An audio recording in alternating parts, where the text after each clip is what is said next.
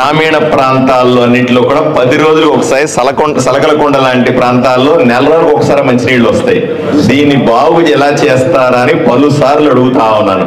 బాగు చేసే ఉద్దేశం ఉందా లేదా, ఉంటే ఏం చేస్తారు చెప్పండి నాకు. డెఫినెట్ గా నేను వచ్చి ఇన్స్పెక్ట్ చేస్తాను సార్. 1-2 days లో డెఫినెట్ గా బాగా చేస్తాను. మీకు తెలియదా ఈ విషయాలన్నీ? సలకలకొండ అనేది నా దృష్టికి రాలేదు సార్. డెఫినెట్ గా నేను వచ్చి ఇన్స్పెక్ట్. లాస్ట్ టైం ఒకటి డిలాబిలిటెడ్ కండిషన్ లో ఉంది, అబాండెన్ ట్యాంక్ ఉందని చెప్పారు. ఇప్పుడు వాటర్ వదిలింది, ఏమైంది? Summer storage Basapuram summer storage tank ఒక వాల్ అంతా పడిపోవడం వల్ల దాని కెపాసిటీ కాకుండా దాంట్లో 60% కెపాసిటీ నీళ్లే నింపుతున్నాం. అది తెలుసా పోనీ?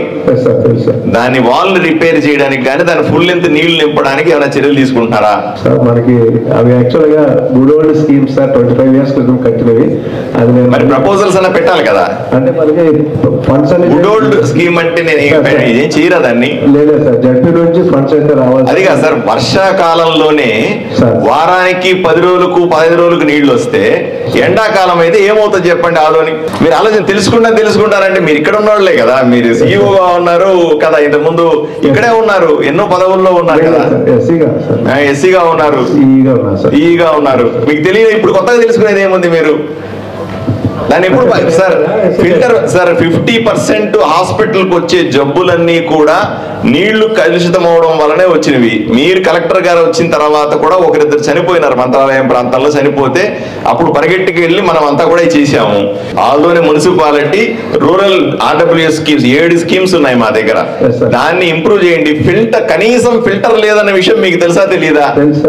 మరి ఏమైనా ఇబ్బందులు ఉన్నాయా మీకు చెప్పండి. ఇబ్బంది లేవు సార్. జేజేఎంలో మొన్న మన ప్రపోజల్స్ కూడా పెట్టాం సార్. 1850 crores పెట్టాం సార్. రేపు 8వ తారీఖు సార్ మీరు జేజేఎం అప్పుడు కాంట్రాక్ట్లు కాదు సార్. నేను కనీసం ఇప్పుడు ఫిల్టర్ వాళ్ళ ఆధునిక సంబంధించి ఎవరైతే మీ డిపార్ట్మెంట్ కి సంబంధించి అక్కడ ఎవరైతే ఉన్నారో డిఈ ఎవరైతే ఉన్నారో కొంచెం వాళ్ళతో క్లోజ్ గా మానిటరింగ్ చేసుకుని ఒకసారి ఆయన కలిసి ఆ కాన్స్టిట్యూన్సీ సంబంధించి ఆ అర్బన్ సంబంధించి ఏవేవి సమస్యలు ఉన్నాయో చూసుకుని కూర్చుని అవన్నీ ఎస్టిమేషన్లు తయారు చేయండి. మీ లెవెల్ అయ్యి ఏమైనా ఉంటే మీరు ట్రై చేయండి.